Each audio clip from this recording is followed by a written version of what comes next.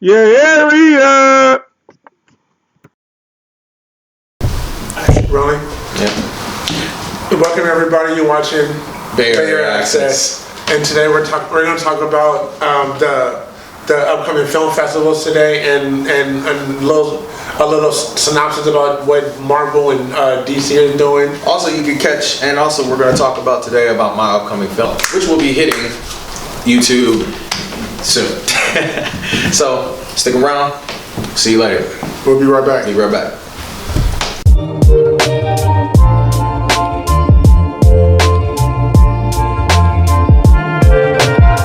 And we're back. Welcome back to Bayarea Access. And this show is going to get interesting. So, let's talk. I've been watching a lot of YouTube lately and reading on Google. Marvel was doing this now that the CEO Feige is getting ready to step up and Step up? You mean step down? He's like going all over the place. oh yeah, I've been hearing stepping up, stepping down, everything. There's a lot of things happening. Like Marvel, ever since Avengers Endgame, which everybody has seen and everything like that.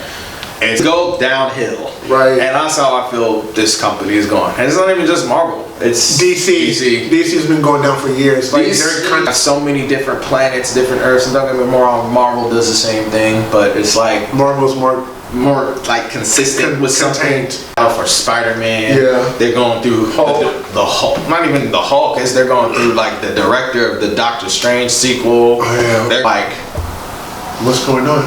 really? Are you serious? Right. Like I don't know how this is. I don't even know how this is gonna work. Right. Well, we'll have to find out next.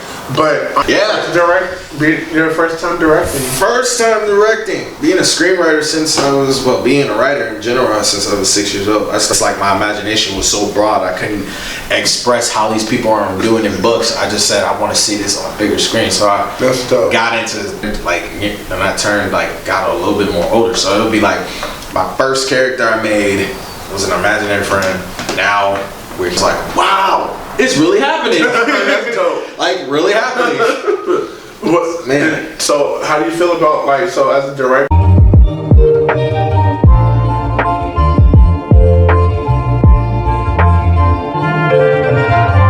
Just working with actors is one thing to tell you, and when working with actors, it's a big struggle because you're trying to get these actors to do how you've seen it in your head. You're bringing basically an idea to life is a lot more work than what you think.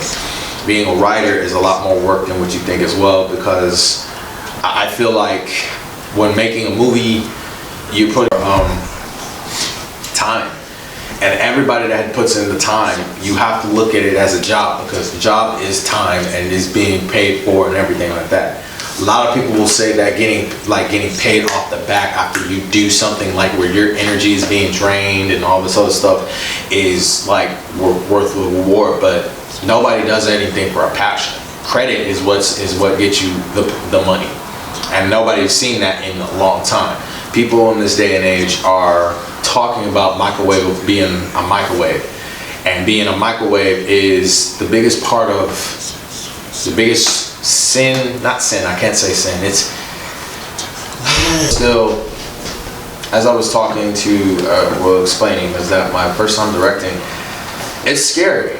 It actually is a nerve wreck, because you're putting in energy, you're putting in a lot of time, you're putting in a lot of your mindset of how you see these characters, how it's going to be acting. And I'm not even gonna kid you not, it's a dream come true. I know it is. But it's nerve wreck, because you're hoping for a lot. Yes. A lot is being like, is everybody gonna like it? Is everybody gonna enjoy it? Is everybody gonna catch the theme? Is everybody gonna be able to understand that this film is to be a message to society? As a short film, this is a message to a community, but if it was to become a feature film, and I'm just looking at it like that level, is this going to be a good message for society? My question is to you, because we all know things will go wrong. What can't go wrong will go wrong. How do you think you'll be able to handle it? I'm not going to kid you not, I'm right now nervous, but to be honest, if things go wrong, and I've dealt with things going wrong before because of my classes that I'm taking in the program, I think this will be, if things go wrong, I think I will be able to handle it very good. Okay, that's what's up. Hopefully that I don't like have a little spark. Because as long as I've known you, we met on the on Glenn's film. Yes. Yes. And I was like, Something this that got goes passion. Yeah. Because I saw how focused you were. I was like, okay, this is. And also too, like I know when I moved, when I was doing when I was starting to do film, I was like, man, this is the right fit. But then like I was like, okay, this boy got passion. This boy got like, and I feel like you're definitely an awesome fit for film because you're what Hollywood is missing. to me, that's the thing too. It's like if you're an upcoming filmmaker, this is for anybody that's anybody. If you're an up and coming anything, you have to have the passion for it. If you're looking at it for a quick buck, know that by the time you are either 35 or old, 50, best believe that one, you're most likely going to have wasted a lot of your life and time. Right. Just on this and that. Yeah, the money's good. That's a quarter. Sorry about that. That's a really nice quarter. Though. Quarter for your butt. Yeah, a quarter for my, but it's a quarter throwing my thoughts. But I'm putting this quarter up because it's like the value of $1 is the same value as a quarter. Right. And the moment that you really realize that the money that you're trying to get is not fast enough, but you feeling like you're wasting your time, you don't have passion. Right. Wasting your time, putting hours and countless hours and hours of pounding on craft that basically you feel like is not going to be good enough, but it is good enough, showing that you love it and that you want it. To all the adversity. All this is like, you have to look at the situation like, this is what you want, this is how you want to get it. Being on top of this is where that passion has to show. Yeah. Do you want it? Then you will do everything and anything to get it. It's the truth. It's really the truth. Especially when your finances are not there. Yeah. It's like you'll do anything and everything to get it, and you will prove that it is worth it in the end. Because I'm not going to kid you not. In the end result of this, and this is how I feel about it, I want to feel like this and the end result was really worth it. Right, for real. And also too, like, cause what is it? We've done our research about other filmmakers who, like, they've had over $1 million doors say no. And it was like, okay, you know what? Billions of doors. It's like, you know what? I'm just gonna do it myself. It only took, and then it's like big names such as like Ryan Coogler, Deion Taylor. Deion Taylor's a bust from Sacramento. That man put in the work to basically show that he's got a movie that's coming out called Bayarea. I want to see that. I want to see that too. And I sat there and said, yep, you win. But if you haven't seen Black and Blue, The Intruder, Meet the Blacks. I've seen Meet the Blacks. I seen Meet the Blacks. I'm not even gonna kid you now. Was not really impressed with that movie. I was like, it was quirky, spoofy, but it didn't have a feel texture to it that I really wanted to enjoy. No offense, Deion. I love your work, but your work really sat more with me when you did The Intruder and Black and Blue. I said, you win, done. We're doing this. Do this. I wish you could, like, if you hearing this, Deion, on live, or if you're hearing this sometime soon, do Fear. I want you to take Fear and make that movie something that would be a psychological thriller, and keep Amanda Sternberg. Love her. And on the same topic of directing, I was talking to my uncle a few days ago about his play that he's doing in the Bay Area. Right. And so Bay Area Access is trying to get behind the scenes of my uncle's play. We definitely have to get the crew down there to get behind the scenes, the front of the scenes of behind the scenes footage, y'all. Everything. But if we cannot get it, we'll definitely try to do something to show and everything like that. But like seeing him direct, like I see him direct, I'm just like, yeah. Because when you're directing, like 1 minute, like, you know, you can be here talking, mingling. When it's time to direct, you literally put another hat on. Well, you also have to look at it too. If you want to direct, if you want to act, you have to be inspired. A lot of people are inspired, but you don't have the passion for it. It's not gonna work. Yeah, it's literally not gonna work. That's the point I'm saying. You want this, you want it. Do everything you need to do to get it. That's a passion. A passion is like you are willing to like bleed. You are able to eat, sleep, breathe, bleed, die for what you want. Because it's not a game. But I can tell you this moment was a dream come true because it's my own idea. I was shocked that I was given the directing pose to direct my own film, my own idea. I'm proud of you, by the way. Thank you. By the way, that's awesome. I was really shocked. Too bad I can't be there. They just asked me like, hey, if we gave you the opportunity to direct your own film, would you do it? It's like, yeah. I'm like, are you sure you want to give it to me? Like, no, but like, I can't wait to see him. Like, we went to the actors workshop. Awesome.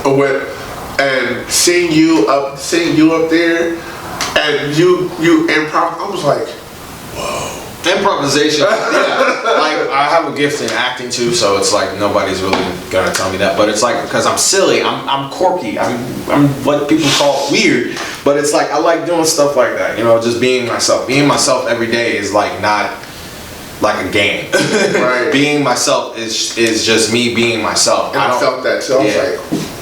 Yeah, so it's like having fun with what you do is one of my big things. That's my element. That's my moral. Is like have fun, like be peaceful and everything like that. And that's all thanks to the man upstairs, God. So most definitely. But it's like, you know, keeping him first is one of my biggest goals. Is just to stay keeping him first because he's been opening doors for me. Things have been happening good for me, and I'm just happy about this. So.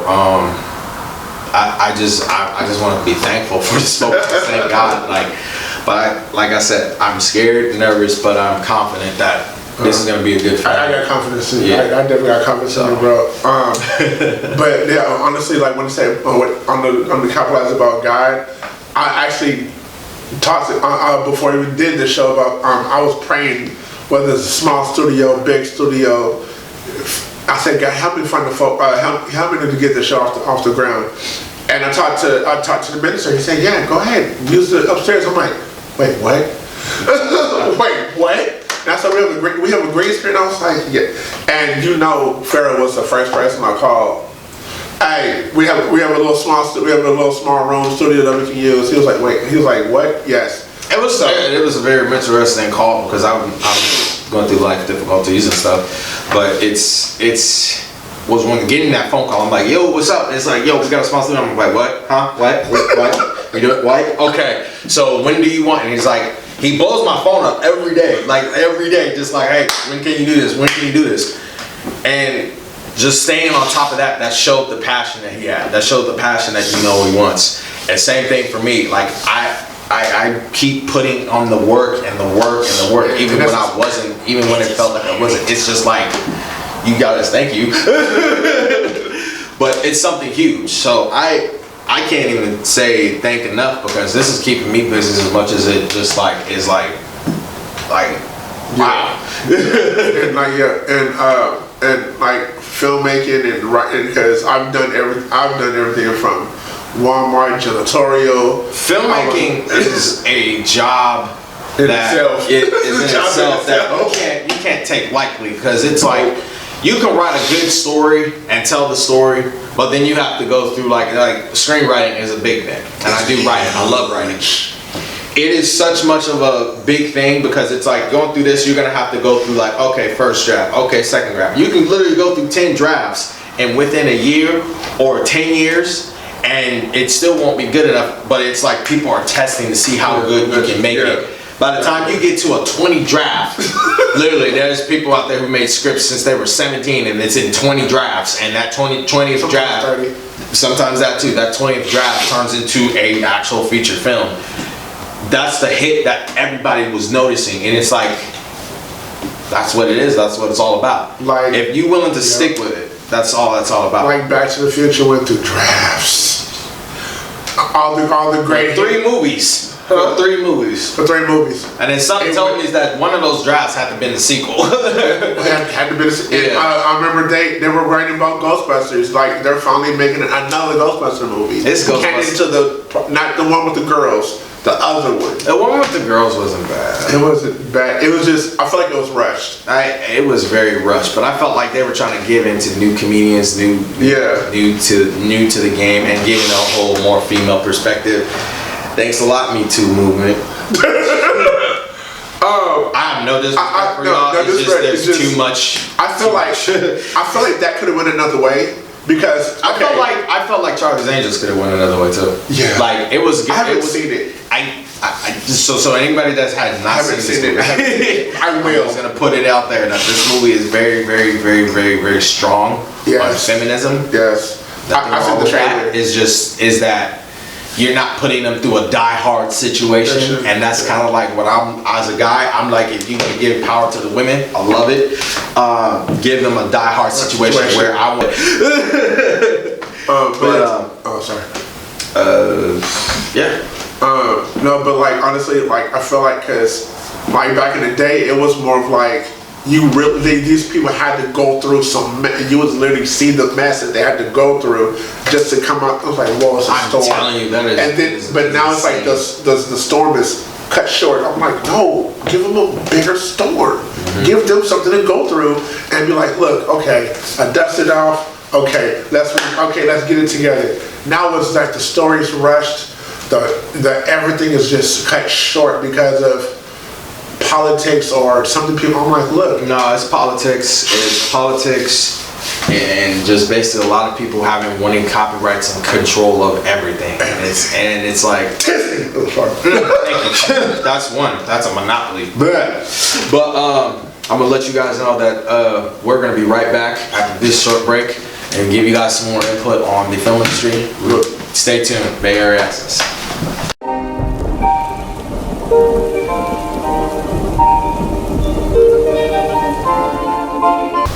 And we're back. So let's get on to a very fun subject today, ladies and gentlemen. It is called Sacramento Film Festival or International Film Festival. CFF has we've been going to these meetings for a minute. Every Monday, 7 o'clock. Guys definitely who are filmmakers need to be involved. Yes. But let's just talk about what's this is really serious. And I really need to, and this time I'm not going to miss it this time. He's not going to miss it this time. Right. I'm not going to miss it this time. The last event I was so mad because we did not get a babysitter in time. But this one, I'm gonna make sure that I'm gonna be like Bruce Wayne, Batman. Make sure I have a contingency plan. Yeah, contingency plan is very good. But I can tell you right now, for everybody in Sacramento, anybody in Sacramento, if you're not hearing this from me or anybody else, I'm telling you now, you're missing out on a lot of opportunities. Yep. Let me tell you something. The film festival, from 48-hour film fest. Good stuff. To the mobile film festival. To basically Sacramento has an international film fest that's coming up this month. I think it's on what, the 4th? I think it's the 14th or 20th. Between the 14th. But between these time periods. But I can just tell you right now on everything that you need to get yourselves out there. Noticed. All the things that's happening right now from the time we talked about fashion on film. Hollywood is Sacramento. Sacramento is becoming the next Hollywood. I'm telling you, this is what society needs to know. Right. Let me tell you something. Do you understand how many models are out here trying to get into the industry and they don't even know that they're trying to get in the industry? That's for you models.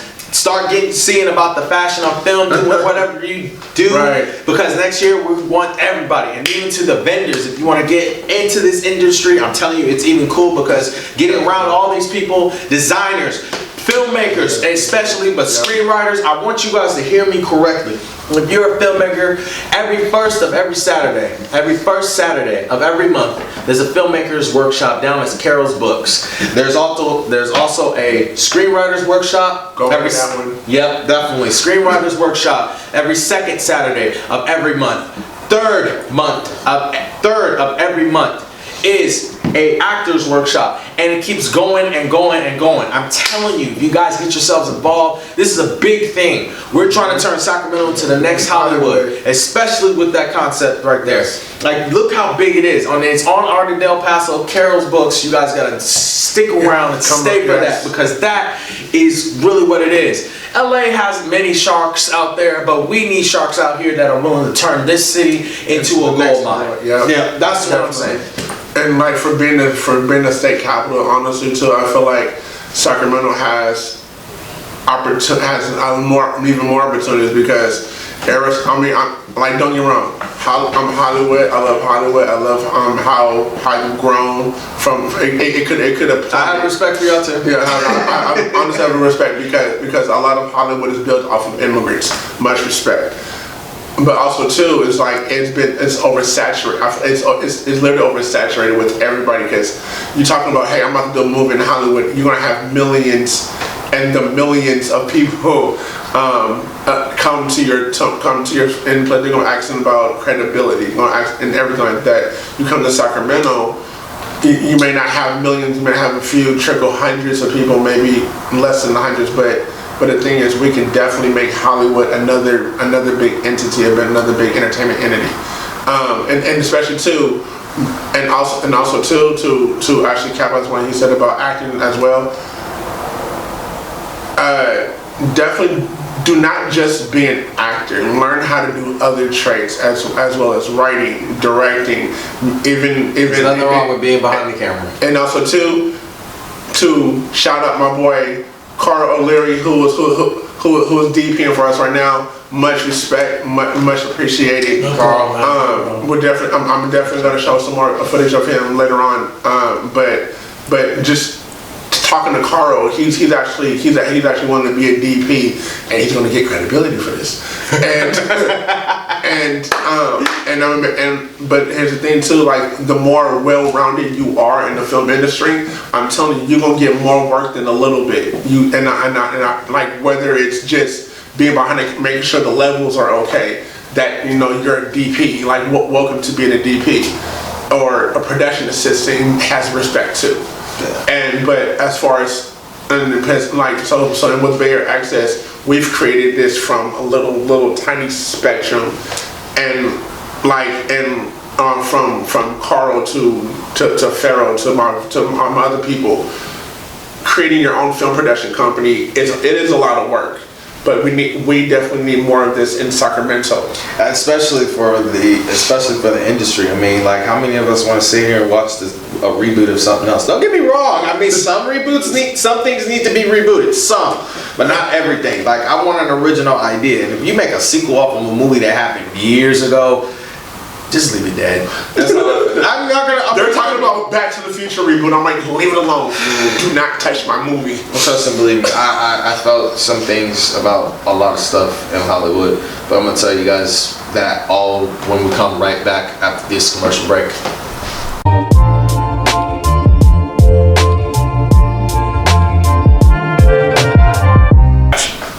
Welcome back, everybody. So let me tell you something about this industry. How we're talking about we don't like reboots and a lot of stuff and everything that's happening.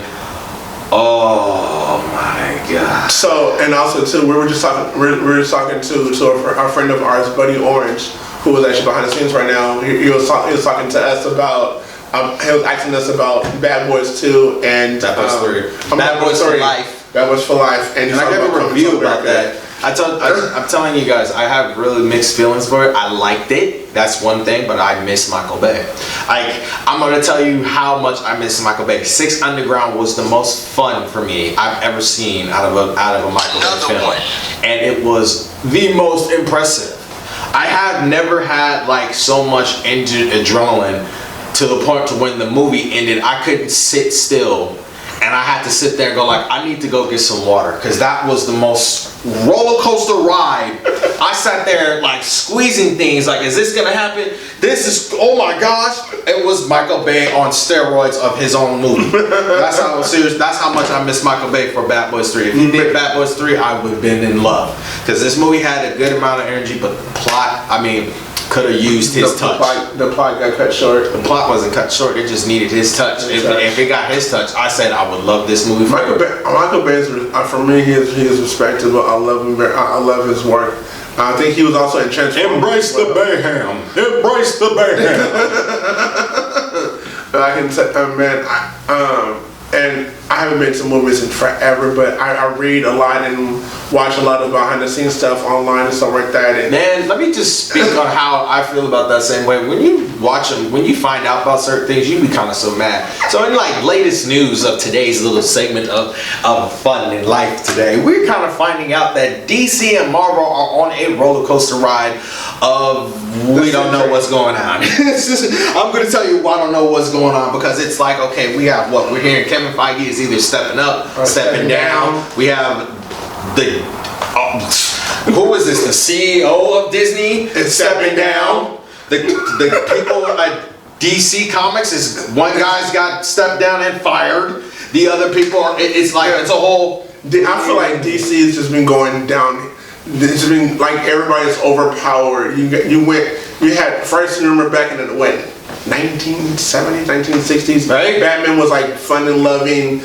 And then now he's like all of a sudden a dark dude. Like all of a sudden, hey, guess what? He's a dark ass. Now we got another reboot of him where Robert Pattinson. I can't even lie. I seen the chest plate. I was like, what are you doing? It's supposed to be made from the gun that killed his parents. What do you need that for?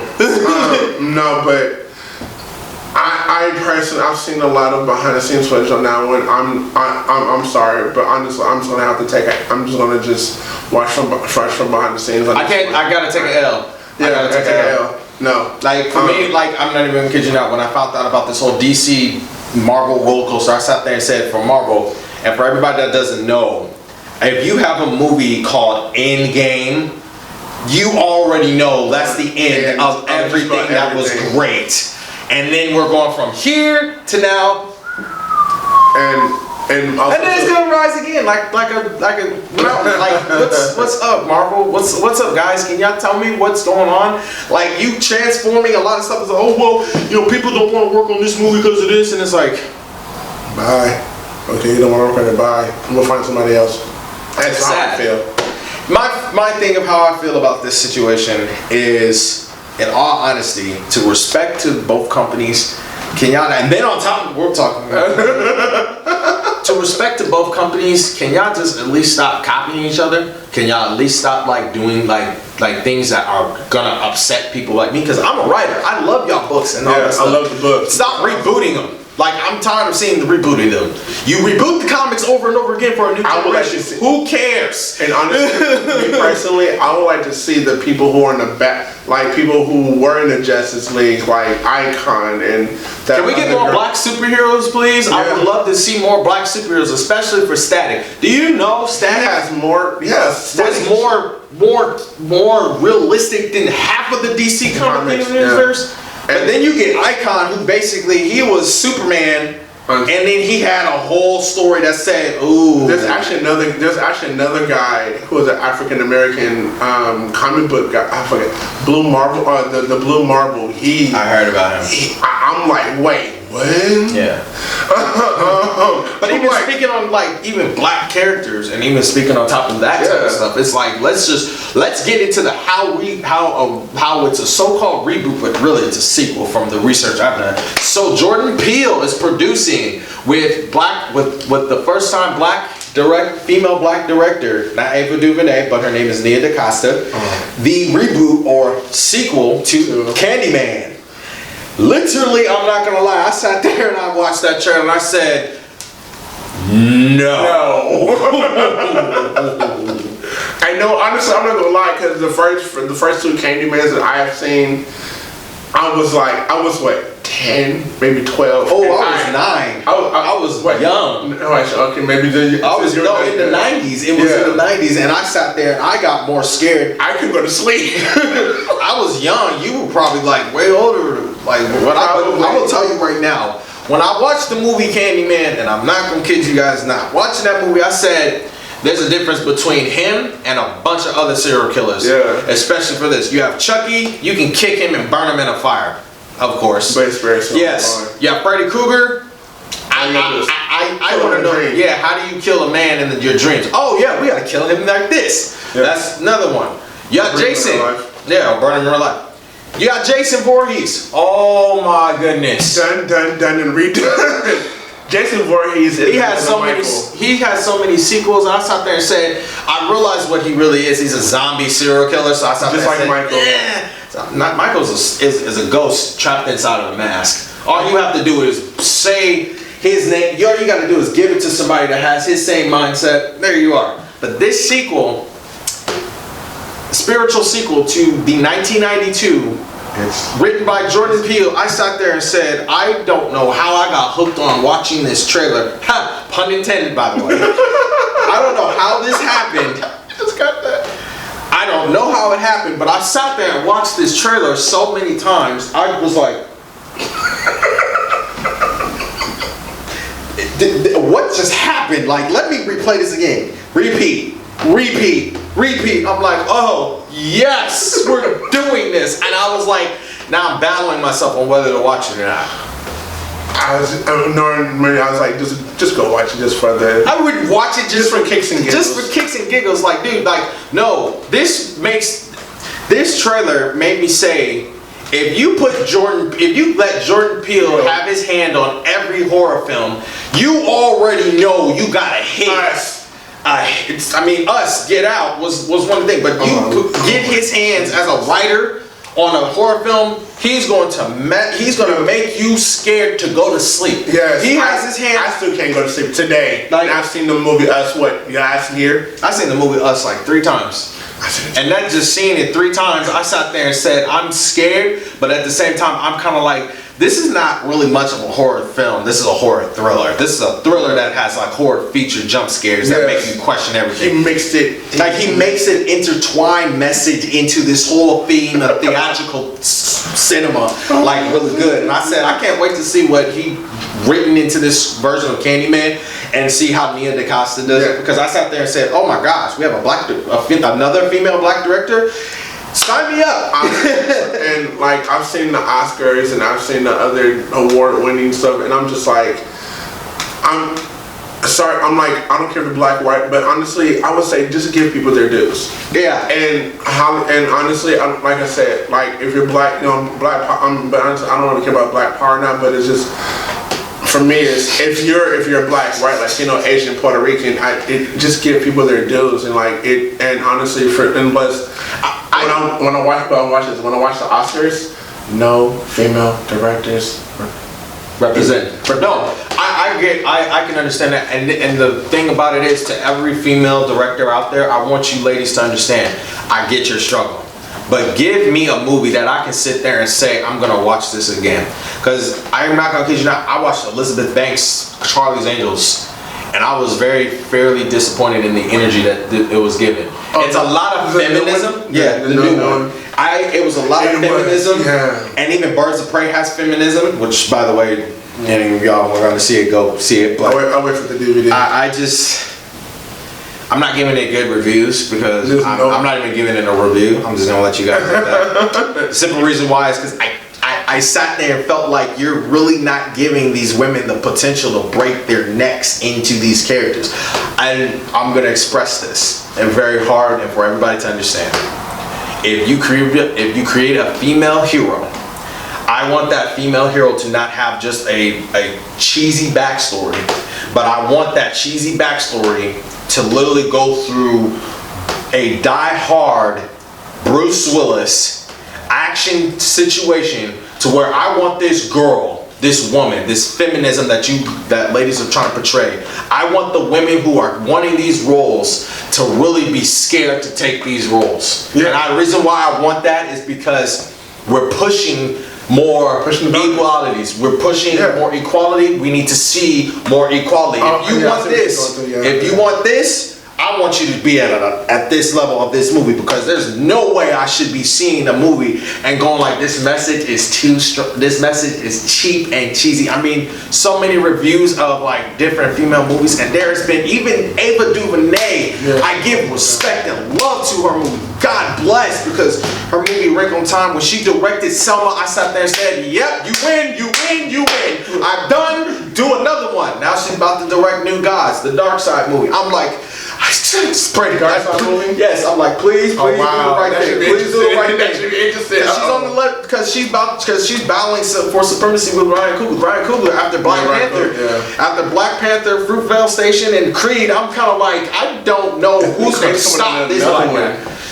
Creed's coming in with another 3, yeah, but more or less what I'm saying to everybody is that whatever men can do, women can do. yes, if you want that equality, give them that same pressure. There should be no holds bar. I'm getting gutted. I'm not gonna lie. I want to see a woman kind of get bloodied up. I want her to literally beat somebody's face in with her elbows. I want her to headbutt the crap out of a. I've seen a movie that's like that. That's kind of, yeah, that's like, you know what movie that was rated R for a woman? It's called Lady Blood Fight. And I sat there and said that was the most cheesiest. Honestly, the 90s and the 80s and 90s, when I seen like this, to me that movie was kind of cheesy because it was like, I get where they were going, good story, good everything, acting was cool. I can't say not really good, but it was cool. Right. But it's like, if you as a woman want a A+ scenario, I would love to be like in a situation like, okay, let's cast Rihanna in an action film that would make me laugh.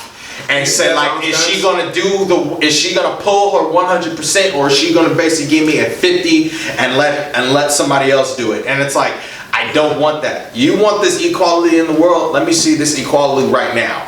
I'm watching y'all. I'm not nobody, but I'm the next thing that's coming into Hollywood. Ask me this question: if I basically make a movie right now, if anybody is able to do, if I make a movie right now about a female going through the same situations that has action level on some really broken bones, bloody feet, like scars on my chest, tear-jerking action, talking about a woman going through that stuff, do you think that movie will be a hit, or do you think that movie will be just a joke to all the public? Because we definitely want to hear your comments on that one. That one, I want to hear a lot of comments on that, because that one is like, yes, it's like, who wants to sit here and watch that? But enough story to that is like, even going into that, actually, let's just really go into the situation with a woman like that. The Invisible Man. Yeah. Which just came out, by the way, ladies and gentlemen. Please. I didn't hear no reviews. I didn't hear. I heard 0 bad reviews, right? No, I didn't hear reviews. I've gotten 3, 4, maybe 5 reviews on The Invisible Man.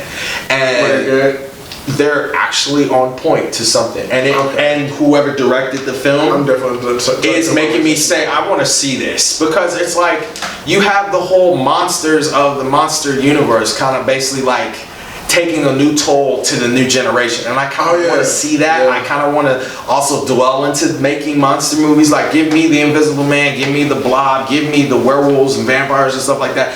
I'll make them fun, but I'll make them very, very action-packed. I actually have an idea about it's not a vampire per se, but it's more vampire. It's more. Are you going Twilight? No, energy vampires. Ooh, vampires sucking the energy out of people, not blood. Ooh, like Cell. But like, you know what? Right now, we're out of time right now. Stick around. We'll be right back. Peace.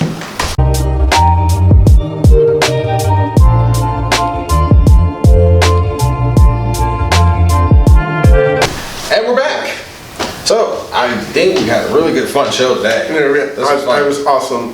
Tune in next time. We'll definitely have a little bit more. Hopefully next time we'll have a guest. I'm talking to one of my friends from high school.